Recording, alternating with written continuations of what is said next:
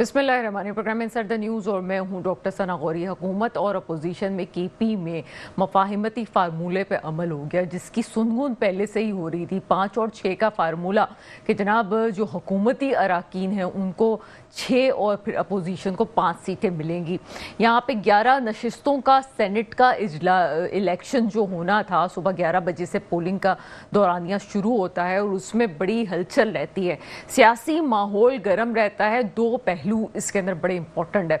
एक तो ये कि ये मफाहिमती फार्मूला, वो भी केपी में, जिस केपी गवर्नमेंट पे सबसे ज्यादा हुकूमत तनकीद करती है, और दूसरी तरफ खुद केपी में अमीन अली गंडापुर का जो रवैया है, सख्त रवैया कि वो जनाब किसी को खातिर में भी नहीं लाते और बहुत उसूल पर रखते हैं। और जाहिर सी बात है कि जब अमीन अली गंडापुर की बात की जाती है तो वो पार्टी लीडरशिप के बगैर तो कोई फैसला कर नहीं सकते। लेकिन उसके बाद वही पार्टी जो पीटीआई ये कहती है कि जनाब हम बात करेंगे तो फैसला साजों से करेंगे, वरना हम और किसी से बात नहीं करेंगे। एक पहलू तो इसमें ये निकलता है कि चलें जनाब, एक सियासी पार्टी ने उसी सिस्टम में रहते हुए दूसरी पार्टी से और हुकूमत से बात की ताकि सिस्टम का हिस्सा बने और आगे चलें। दूसरी तरफ ये भी पहलू आता है कि ये जो मफाहिमती फार्मूला है ये ठीक भी है कि नहीं है।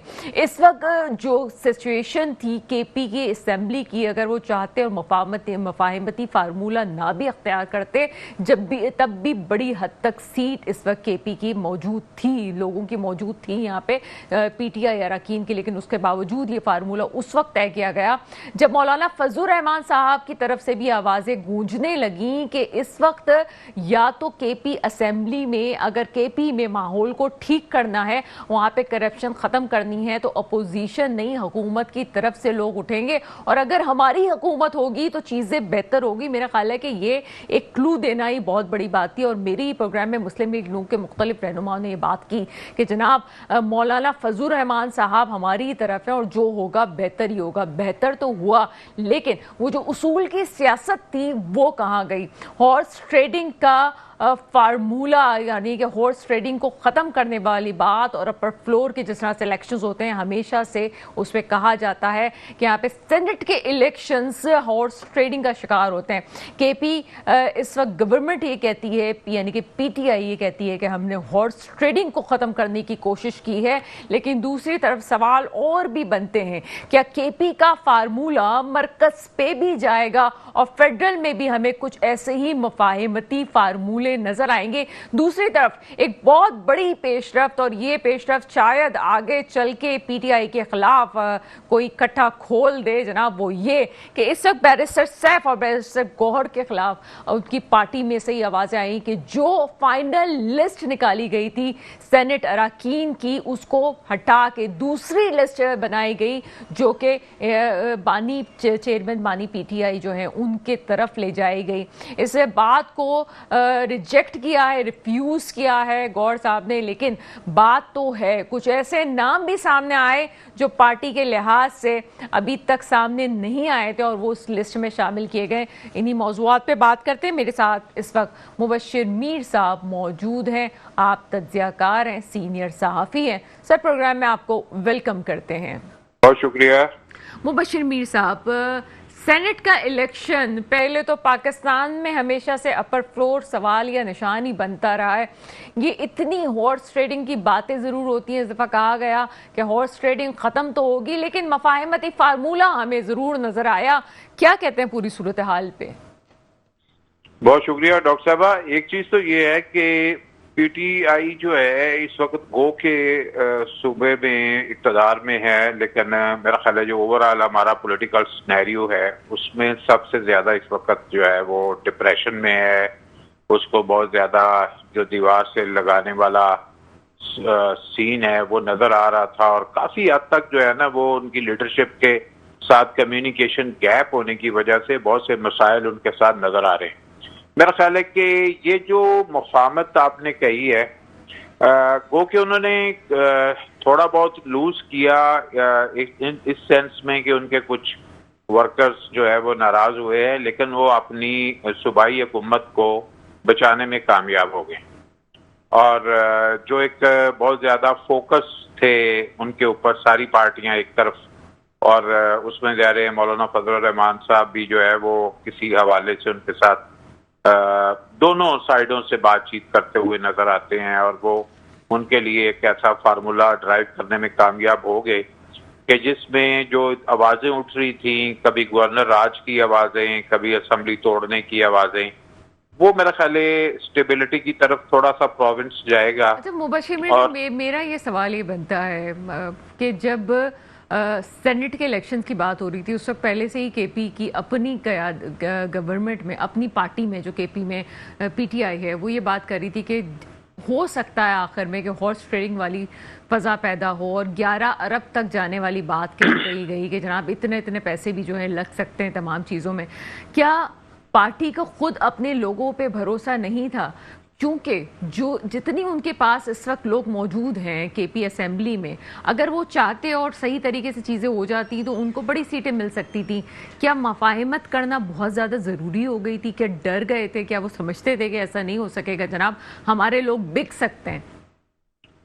मेरा ख्याल है कि मैंने जो बात की है वो सबसे बड़ा मसला ये है कि उनका सेक्रेटेरिएट, जो मरकजी सेक्रेटेरिएट है, वो इंटैक्ट ही नहीं है। सबसे बड़ा जो कम्युनिकेशन गैप है, ना तो सरबराह जो कायद हैं वो, या उसके अलावा सदर हैं परवेज इलाही या शाह महमूद कुरैशी या सेक्रेटरी जनरल, मसलन कोई ऑफिस जो है ना वो इन ऑपरेशन नहीं है। मसलन इतना, यानी कि एक पार्टी जो है वो इस तरह भी अगर मेरा ख्याल है अपना वजूद बरकरार रख रही है तो ये भी एक बड़ी हमें समझ लेगी उनको दाद ही देनी चाहिए कि जहाँ पे उनके लोग अंदर भी हैं और वो अपना सेक्रेटेरिएट भी नहीं पार्टी का चल रहा, लेकिन उनके सूबाई हुकूमत जो है वो तनकीद की जद में है। खुद अमीन गंडापुर जो है पार्टी के अंदर भी बहुत ज्यादा कंट्रोवर्शियल है, बाहर भी उनके ऊपर तनकीद है। तो ये जो पिछले कुछ हफ्ते पहले हम सुनने आ रहे थे, जो गवर्नर के साथ भी उनकी बातचीत चल रही थी या गवर्नर के साथ उनका एक ऐसा हेड ऑन होने का जो है वो इम्कान था, वो खत्म हो गया। मेरा ख्याल है कि वो कुछ मफाहमत वाला रास्ता जो है उन्होंने गो के अपनाया है, जो कि किसी हद तक आप उसे कह सकते हैं कि उन्होंने सेव किया है। लेकिन मैं समझता हूं कि एक चीज वो बचाने में बड़ी कामयाब हुए हैं। दो बंदे जो उनके आए हैं मुराद सईद, जिसको अनएक्सेप्टेबल करार दे दिया गया था, पर्सोना नॉन ग्रांटा, नापसंदीदा शख्स था गुज़श्ता 3 साल, तकरीबन 2 साल से ज्यादा, जिसका पाकिस्तान में वजूद जो है वो भी मेरा ख्याल है मुश्किल से जो है वो आइडेंटिफाई हो रहा था कि कहाँ पे है। वो उसको ऐवान बाला में लाने में कामयाब हो गए। और फैसल जावेद भी मेरा ख्याल है कि वो भी एक उनके वर्कर है। हाँ, एक उनका जो रहनुमा जो बहुत ज्यादा वो हुए हैं, हर्ट हुए हैं, वो भी अपनी जगह बात दुरुस्त है। हम ये नहीं कहते कि वो एक, लेकिन चूंकि अगर पार्टी रहनुमा जो है वो मंजर आम पे होते तो शायद उनको वो प्रॉपर तरीके से जो है वो गाइड करते या उनसे वो कुर्बानी मजीद मांग लेते, जो होती है सियासी जमातों के अंदर। जो एक आपको पता है सिलसिला होता है, कोई किसी को वादा कर लिया जाता है कि आइंदा आपको किसी जगह पे अकोमोडेट कर लिया जाएगा। लेकिन इस सारी सिचुएशन में जो ओवरऑल जो मैं कह रहा हूँ कि जो अम्ब्रेला इस वक्त पाकिस्तान का बना हुआ है, जो ये सियासी जो एक पूरा माहौल है, उसके अंदर एक पार्टी का वजूद जो है जो खतरे में है, उसमें भी ऐवान बाला में अपने कुछ बंदे ले जाना और जो बादल थे काफी गहरे उनको हटा लेना, किसी हद तक आप इसे कह सकते हैं कि ये कामयाबी है। अच्छा, साफी की ऐसे से एक सवाल ज़रूर रेज होता है। एक होता है कि हम सिस्टम का हिस्सा ही हैं, सिस्टम जिस तरह चल रहा है उसी सिस्टम को हम बुरा भला भी कहते हैं, और फिर उसी सिस्टम में अगर एक पार्टी उठ के, उसका शुरू से ये नारा था कि हम इस सिस्टम के ख़िलाफ़ हैं, अगर वही इस सिस्टम का हिस्सा बने, और हम आगे भी देख रहे हैं कि अगर फ़िलहाल अगर केपी में सिस्टम का हिस्सा बने तो दैट्स मीन कि आगे भी हमें यही फ़ज़ा मिल रही। तो आपको लगता है कि जनाब वो जो पीटीआई का असल नैरेटिव था वो डैमेज हुआ है? अच्छा, एक चीज है कि जिस बंदे पे एतराज हो रहा है, अफरीदी जो हैं वो, जिन्होंने प्रेस कॉन्फ्रेंस की थी उस पर कारकुन एतराज कर रहे हैं। लेकिन मेरा ख्याल है कि इसमें जब हम रियलिस्टिकली जाएंगे तो हमें सबको पता है कि जिनसे प्रेस कॉन्फ्रेंसेस करवाई गई थी उनकी फैमिली के साथ क्या सलूक हुए थे, किस तरह के लेवल पे जाके उनसे प्रेस कॉन्फ्रेंसेस करवाई गई थी। इवन उन्होंने, बाज लोगों ने खुशी से नहीं बल्कि रोते हुए ये प्रेस कॉन्फ्रेंस की थी। तो लिहाजा जो कर्ब्स से जो आफरीदी जबर साहब तो था पार्टी छोड़ने उसके का ऐलान तहत कर जो चुके प्रेस थे। कॉन्फ्रेंस।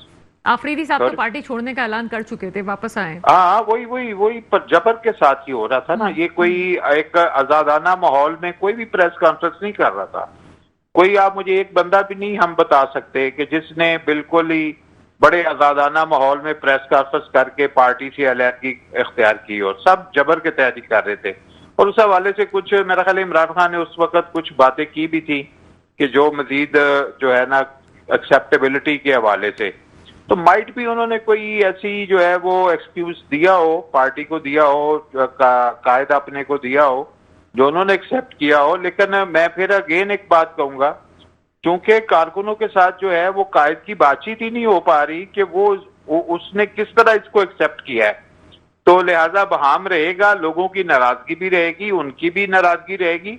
और ये सियासत हमारी जिस अंदाज से चल रही है और जिस अंदाज से हम देख रहे हैं, तो सर हम ये उस समझे हिसाब का कि ये उसका एक पीटीआई पार्ट है। सिस्टम का हिस्सा बन गई है।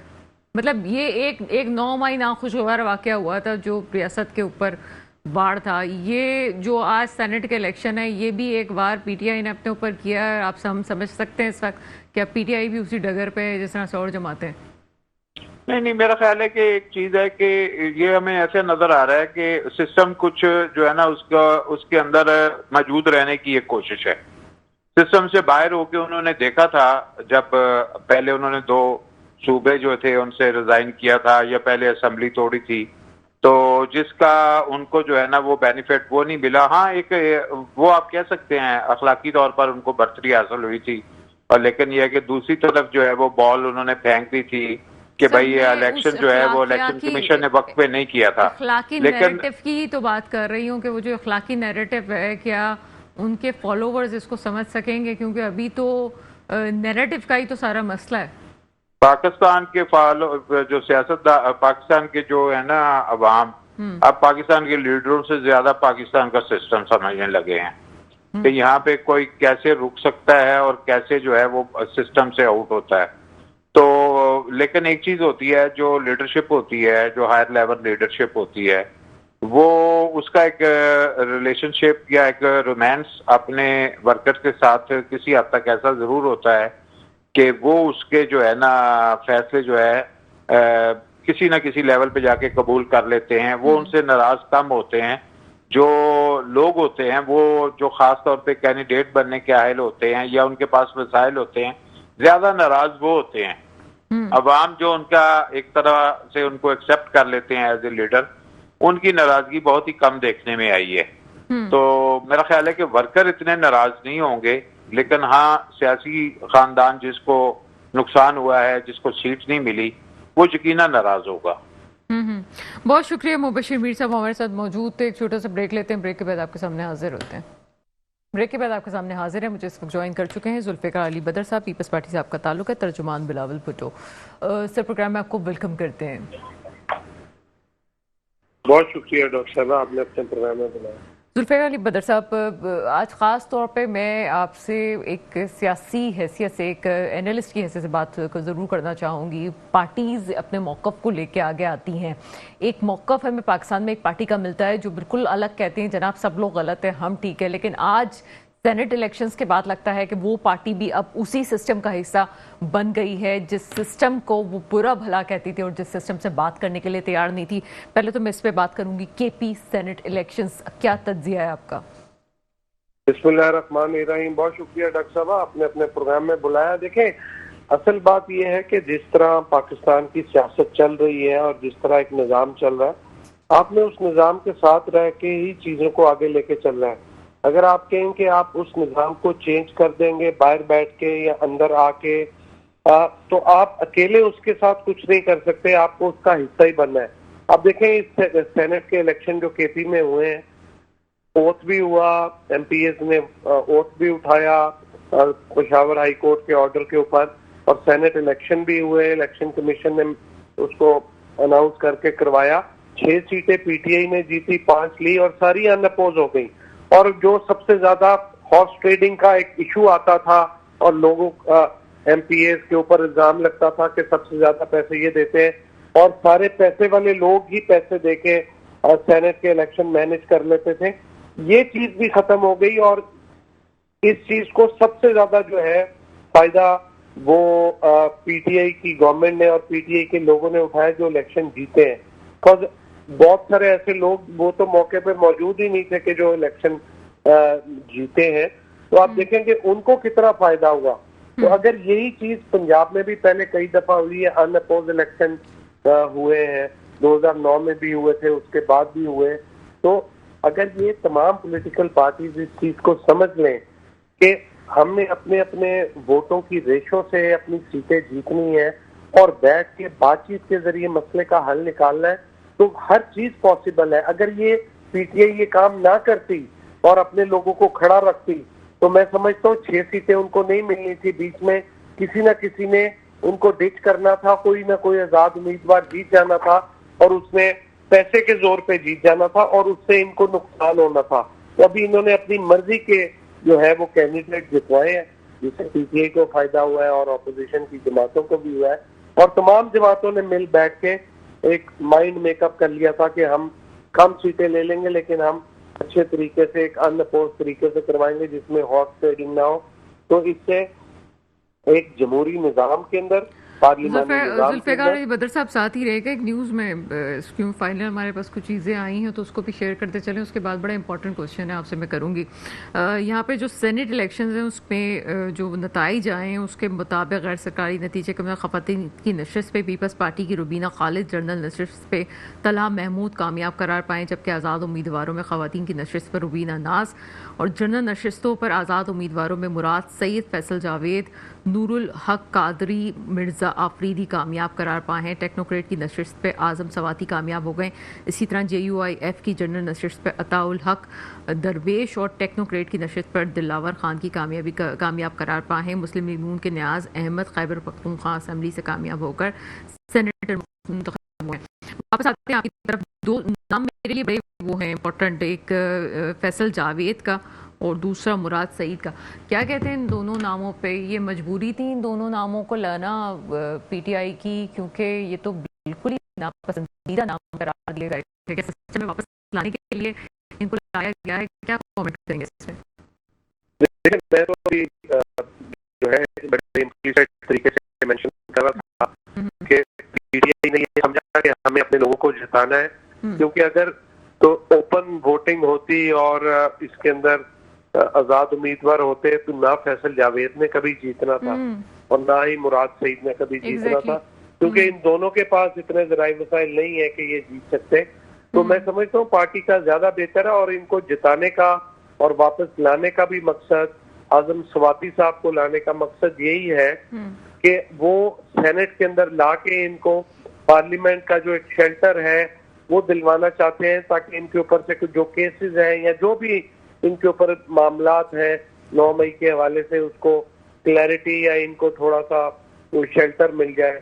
तो देखते हैं अब आगे क्या होता है, क्योंकि ओथ लेने तो इनको आना ही पड़ेगा सेनेट के अंदर, और क्योंकि अभी तो ये डिसअपीयर हुए थे कई साल से, तो अभी जब आएंगे तो पता चलेगा कि क्या मामलात बनते हैं, क्या चीजें होती हैं। ये समझ से बाहर है कि अपर फ्लोर की जब भी नशिस्तों की बात होती है तो एक तो होता है कि जनाब आप जो भी पीटीआई ने किया, लेकिन ऑफ कोर्स उसका वोटर सपोर्टर जो है अभी भी पीटीआई के साथ होगा, उनका अपना एक रोमांस होता है आपके सपोर्टर्स के साथ। लेकिन ये कौन सा रोमांस है कि जनाब ये जो लोग पार्टी को छोड़ के चले जाते हैं फिर वो नशिस्तों पे जब अपनी पार्टी क़यादत को भी बाज़ औक़ात छोड़ दे, पार्टियों को छोड़ देते हैं, लेकिन सेनेट इलेक्शन पे टिकट लेने के वक्त जो है वो वापस भी आ जाते हैं। ये क्या सिलसिला है पाकिस्तान की सियासत का? देखिए बस कुछ मजबूरियां ऐसी होती हैं, कुछ हालात और वाक़यात ऐसे होते हैं, इसमें लीडरशिप भी समझती है कि इन लोगों के बगैर शायद पार्टी नहीं चल सकती, तो वो इन्हीं लोगों को मौका देते हैं और उन्हीं लोगों को आगे लाते हैं जो कि पार्टियों को इस्तेमाल भी करते हैं, मुल्क के ज़राए वसाइल भी इस्तेमाल करते हैं। उसकी वजह से पार्टीज को प्रॉब्लम भी आती है और फिर वही लोग वक्ती तौर पे गायब होने के बाद फिर सामने मंजर आम पे आके फायदा उठा लेते हैं। तो ऐसे लोग ही मैं समझता हूँ कि आज के जमाने में नजर तो यही आ रहा है कि वही लोग कामयाब हैं और वही लोग मौका परस्त भी हैं। आफरीदी साहब भी कामयाब हो गए इसी, मेरे ख्याल है कि यही वाले फार्मूले पे। कौन सा? अफरीदी साहब बिल्कुल बिल्कुल सर ओवरऑल क्यों ये सिस्टम का अब एक तरफ तो चले मुफाहिमती बातें हो गई, फार्मूले तय हो गए, क्या आपको लगता है कि वफाक में भी अब पीटीआई की यही कुछ पॉलिसियां चलती रहेंगी और यही सब कुछ जो है अब एक बेहतर हम समझते हैं कि चलें ठीक है, वो अपनी पार्टी पॉलिसी और नैरेटिव को उन्होंने वापस एक यूटर्न ले लिया है, लेकिन आप समझते हैं कि अब वफाक में भी ये तमाम चीज़ें आएंगी और यही मुफाहमती फार्मूले के साथ हुकूमतें चलेंगी? देखिए, मैं ये समझता हूँ कि अगर पीटीआई थोड़े से होश के नाखून ले और बैठ के बातचीत के जरिए मसाइल का हल निकाले, तो इसमें पीटीआई के बहुत सारे लीडर्स को भी जो है वो रिलैक्सेशन मिल सकती है और बानी पीटीआई को भी लॉन्ग टर्म में कोई ना कोई फायदा पहुंच सकता है। लेकिन इसके लिए आप, क्योंकि इन्होंने जो मेजर अपॉर्चुनिटी स्लॉट्स थी वो पिछले कुछ अरसे में जाया कर दी थी और अब मैं नहीं समझता कि इनके साथ बैठ के बातचीत करने को कोई भी ऐसा इदारा या कोई ऐसा स्कूल ऑफ थॉट है वो कोई तैयार हो। लेकिन अगर ये बातचीत करें सियासी लोगों के साथ, तो मैं समझता हूँ उसमें एस्टेब्लिशमेंट भी शायद उस बातचीत को सपोर्ट कर दे और उसके अंदर कोई दरमियाना रास्ता निकल आए कि गवर्नमेंट भी पॉलिटिकल और इकोनॉमिक स्टेबिलिटी को लाने के लिए इनके साथ बैठ के बातचीत के जरिए चीजों को बेहतरी की तरफ लेके जाए और उसके नतीजे में बानी पीटीआई को कोई ना कोई रिलीफ लॉन्ग टर्म में मिल सकता है। पर डिपेंड करता है, क्योंकि आज तक तो मैंने इनके अंदर कोई ऐसी सेन किस्म का सोच नहीं देखी कि जो कि बैठ के बातचीत के जरिए मसाइल का हल निकाले। हमेशा ये आखिरी मिनट पे वॉकआउट करके और निकल जाते हैं। मैं तो हैरान था जब इन खान साहब की हुकूमत थी तो इन्होंने उसी टाइम पे पंजाब असेंबली भी, पंजाब में भी हुकूमत थी, केपी में भी थी, तो इन्होंने पंजाब असेंबली भी तोड़ दी, केपी असेंबली भी तोड़ दी, एमएनए को रिजाइन करवा दिया और बना बनाया महल जो खड़ा हुआ था, इतना पावरफुल एस्टेब्लिशमेंट थी, सारी वो इन्होंने खाक में मिला दी। तो अब सोचें कि जो इतना सारी जगह मेहनत करके आप गवर्नमेंट बनाते हैं, इतनी मेहनत के बाद आप गवर्नमेंट में आते हैं, हुकूमत को हाथ में रखते हैं, तो मैं नहीं समझता कि कोई समझदार या कोई अकल शऊर रखने वाला आदमी अपनी हुकूमतों को गिराए। तो इस चीज से इनको सबक लेना चाहिए कि आप असेंबलियों में जो आ गए हैं बैठ के बातचीत करें, तो बातचीत के जरिए मसाइल का हल निकालें, हर मसले का हल निकल आएगा, इनको आइंदा इलेक्शन में भी फायदा पहुंचेगा। लेकिन अगर ये यही करते रहेंगे तो किसी ने इनको आइंदा नहीं आने देना। तमाम ताकतें सियासी हों, वो पॉलिटिकल फोर्सेस हो, पॉलिटिकल स्टेक होल्डर्स हो, वो हमेशा ख्वाहिश रखेंगे, कोशिश करेंगे कि ऐसे वन साइडेड सोच रखने वाले और एक्सट्रीम सोच रखने वाले उनको साइड लाइन ही रखा जाए। अच्छा, तो जुल्फिकार अली भुट्टो साहब, एक आप कह रहे हैं कि जनाब सपोर्ट एस्टेब्लिशमेंट की तरफ से भी कुछ नरम गोशा दिखाया जाएगा जब दूसरी पार्टीज के साथ दिखाया जा सकता है। अब अगर ये इससे ज्यादा क्या दिखाया जा सकता है कि जब मुराद सईद, फैसल जावेद और सवाती साहब ये अभी आ जाएं और जो लोग प्रेस कॉन्फ्रेंस कर चुके हैं वो भी आ रहे हैं, तो ये तो मेरा ख्याल है कि ऑलरेडी एक झुकाव तो है ही, हो तो गया, अब इससे ज्यादा क्या होगा? हाँ बिल्कुल, इसके अंदर चीज ये है कि एक सेनेटर इनके जेल में भी है, उनको कई दफा बुलाया गया लेकिन वो नहीं आए, तो लिहाजा ये कहना बिल्कुल भी आसान नहीं है कि वो सेनेटर बनने के बाद, ओथ उठाने के बाद भी वो बाहर फिर सकते हैं। हो सकता है उनके ऊपर केसेस हो और उनको अंदर जाना पड़ जाए, तो लिहाजा कोई आसान काम नहीं है। इतना रिलैक्सेशन जो नजर आती है वो नहीं है। लेकिन ठीक है, इलेक्शन के अंदर जो पीटीआई ने अपने उम्मीदवार जितवा लिए, तो उसके अंदर ये बहस नहीं थी कि आप इन लोगों को टिकट देंगे, इनको नहीं देंगे। उसके अंदर सारी अंडरस्टैंडिंग ये थी कि 6 लोग आपके होंगे और 5 ऑपोजिशन के होंगे और आप अपनी मर्जी के जिसको मर्जी जितवा लें। तो उन्होंने अपने 6 लोगों को अनअपोज करवाया इलेक्ट, और उसके लिए ये बिल्कुल कोशिश करेंगे, ख्वाह भी होंगे कि हम किसी तरीके से उनको कोई ना कोई रिलीफ दिलवा दिया जाए। लेकिन ये आने वाला वक्त बताएगा कि उनको रिलीफ इतना मिलता है या नहीं मिलता। अच्छा, मैं अब कुछ बात करूंगी हटके के, यहाँ पे जो पाकिस्तान की आवाम है उनके लिए मैं आपसे बिल्कुल ट्रू पीपल्स पार्टी के आप हैं, बिल्कुल हैं, लेकिन मैं आपसे वैसे भी पूछना चाहूंगी, एक होता है कि एक पार्टी कंप्रोमाइज कर रही है कोई भी, और वो जो नजर आ रहा है खुली आंख से इंसान देख सकता है। एक है कि कंप्रोमाइजिंग के बाद भी सोशल मीडिया पे अलग चीजें बताई जाती हैं कि जनाब ये इस तरह नहीं, ऐसे था, मजबूरी थी, यूं था।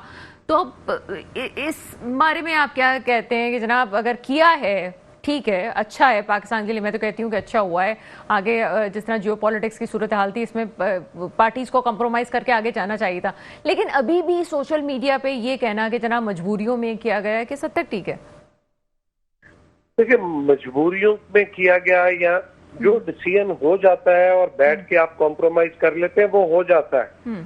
अब खान साहब भी जिस तरीके से जो गुफ्तगू करते थे 2011 से लेके 18 के इलेक्शन तक, तो वो उनकी गुफ्तगू, वो सारी पुरानी पास्ट गुफ्तगू निकाल के देख लें, और फिर जब इलेक्शन में टिकट दिया और जिन लोगों को लेके आए, वो सारी इलेक्टेबल्स की सियासत थी, और वो जिनके कहने पे लेके आए और जिस तरीके से उन्होंने हुकूमत की और जिसके वो लाडू बच्चे बने हुए थे, वो एक डिफरेंट कहानी थी।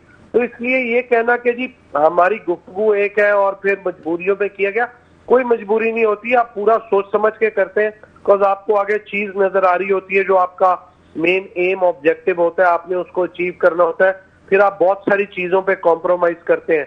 और मैं समझता हूँ कि यहाँ पे बहुत सारी हुकूमतें जो बनी है हमारी पार्टी समेत, कि हम सब लोगों को कहीं ना कहीं किसी न किसी पॉइंट पे चीजों को कॉम्प्रोमाइज करके ही हुकूमत में आना पड़ा है, और ये मजबूरियां होती हैं और ये मजबूरियां हमें देखनी पड़ती हैं और उसके ऊपर कॉम्प्रोमाइज करना पड़ता है। हल कोई नहीं होता। सब तमाम चीज़ें ठीक हैं। अभी हमने देखा कि 25 करोड़ अवाम जो है, हमें इंडिया भारत की जंग में, इंडिया और पाकिस्तान की जंग में जो है वो एक साथ नज़र आ गई, और सोशल मीडिया पे हमने बिल्कुल एक बदलाव देखा। मेरा ख्याल है कि पाकिस्तानी फ़ौज को दो जगह महाज का सामना था। एक सोशल मीडिया था जिस पे वो लड़े, उसके बाद ये बॉर्डर्स वाला मसला था जिस पे कामयाबी हुई। लेकिन अभी भी कुछ अनासर सोशल मीडिया पे यही जो है वो पॉलिटिक्स को फ़ौज के साथ मिला के चीज़ें सामने लेके आ रहे हैं, और अपनी कंप्रोमाइजिंग चीज़ों को आगे लेके कहते हैं जनाब अभी भी हमारे साथ जुल्म और ज़्यादती हो रही है। पाकिस्तान में मुख्तलिफ सियासतदानों के साथ मुख्तलिफ अदवार में बहुत कुछ हो चुका है, ख़ुद पीटीआई के दौर में भी हुआ है। क्या समझते हैं कि क्या किसी पॉलिटिकल लीडर को सियासी तौर पे भी क्या इतनी अरसे जेल की सलाखों के पीछे रहना चाहिए? क्या चीज़ें बाकी आप समझते हैं कि बेहतर हो रही हैं, या पॉलिटिकली कंप्रोमाइजिंग की सिचुएशन हर तरफ से होनी चाहिए, चाहे वो फैसला साज है, चाहे वो हुकूमत है, कोई भी है, या अपोजिशन है? देखिए, मैं तो ये समझता हूँ आपको उस पॉइंट पे जाना नहीं चाहिए जहाँ पे आपकी मजबूरियां आपको आड़े हाथे लें या आपको कॉम्प्रोमाइज करना पड़े। आप अपनी स्ट्रेट लाइन रखें, वो चीजें बेहतर रहती हैं। बस मैंने तो जिंदगी में अपने वालिद को देखा है कि उनको तमाम डिक्टेटर्स ने जेल में रखा, और वो सिर्फ एक ही चीज कहते थे कि बीबी के साथ छोड़ दो, पीपल्स पार्टी छोड़ दो, तो हम आपको जेल में नहीं रखेंगे। बट उन्होंने कॉम्प्रोमाइज नहीं किया, वो उनका अपना कॉन्शियस था कि उन्होंने पार्टी नहीं छोड़ी, बीबी का साथ नहीं छोड़ा, तो वो जेल में चले जाते थे।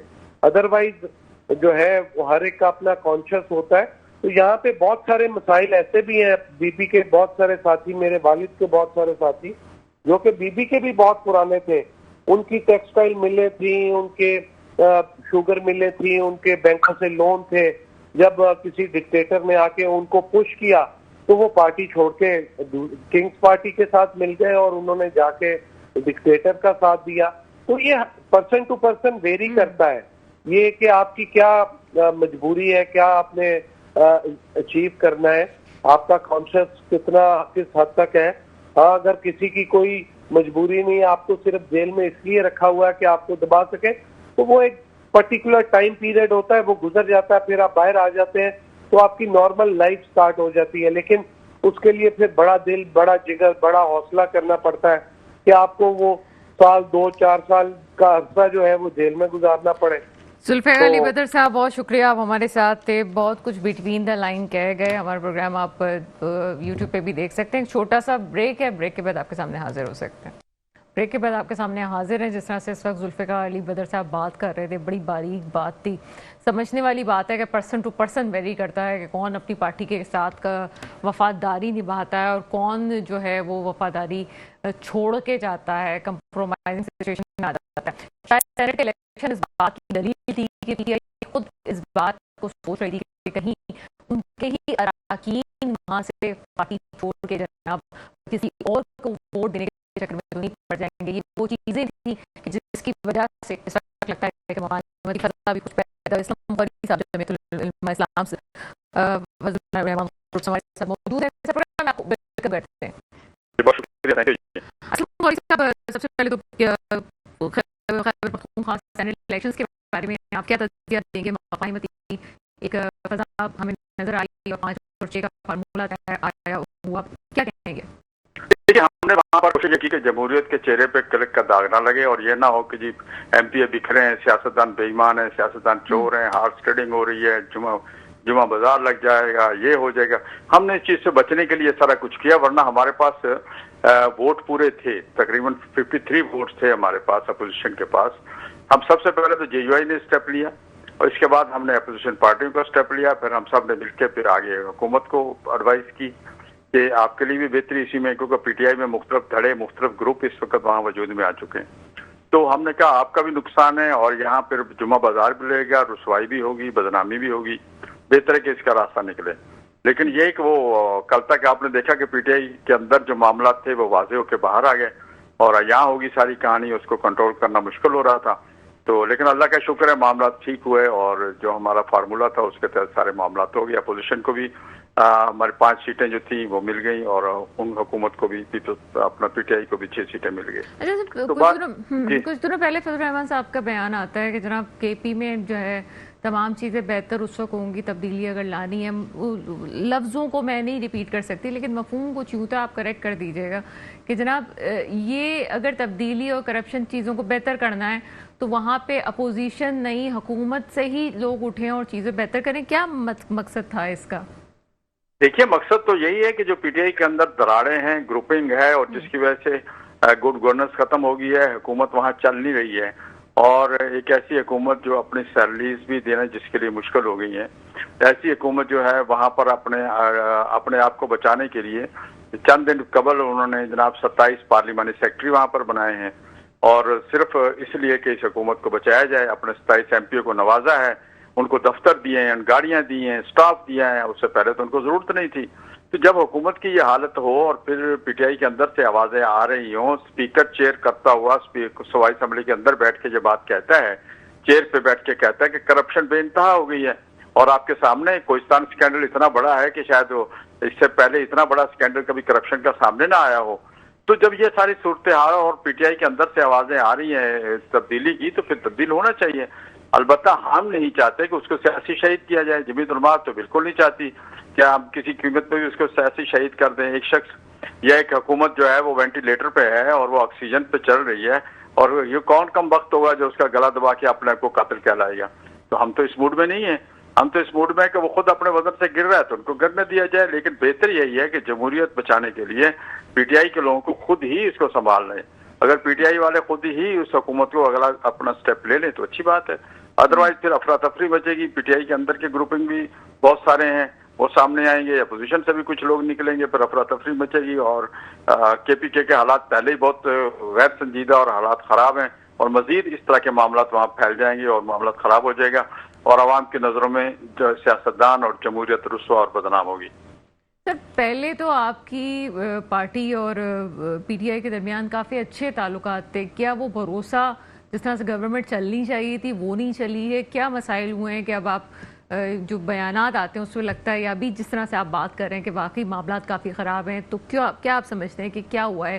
क्या वो भरोसा डैमेज हुआ है या आप समझते हैं कि पीटीआई अपनी अंदरूनी सियासत में इतनी उलझ गई है कि हुकूमती मामलात नहीं देख रही? देखिए, आज भी आप देखें ना, ये जो तमाशा हुआ, अगर यही लिस्ट बैरिस्टर गौहर ऐलान कर देते, बैरिस्टर गौहर इसी लिस्ट की बात करते तो फिर शायद ये ना होता। अगर यही चीज सलमान अकरम राजा ऐलान करते तो फिर ना होता। लेकिन चूंकि ये ऐलान किया बैरिस्टर सैफ ने तो इस पे कारकुन एतमाद नहीं किया, तो वहां पर फुकदान है लीडरशिप के ऊपर एतमाद का।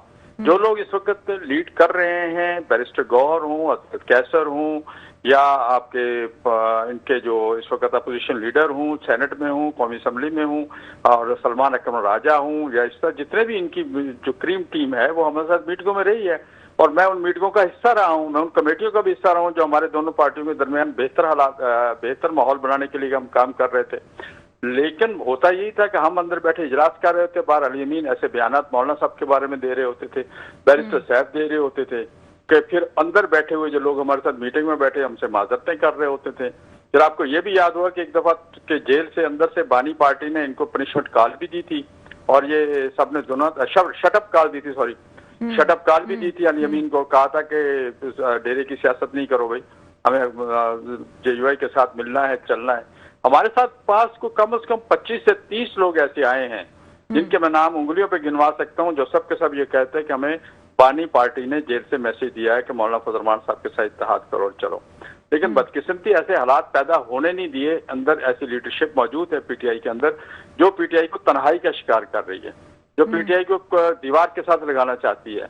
वो नहीं चाहती कि PTI का किसके साथ इत्तेहाद हो, को बड़ा इस इत्तेहाद बने और इत्तेहाद बनने के बाद कोई तहरीक चले, हुकूमत को टफ टाइम दिया जाए।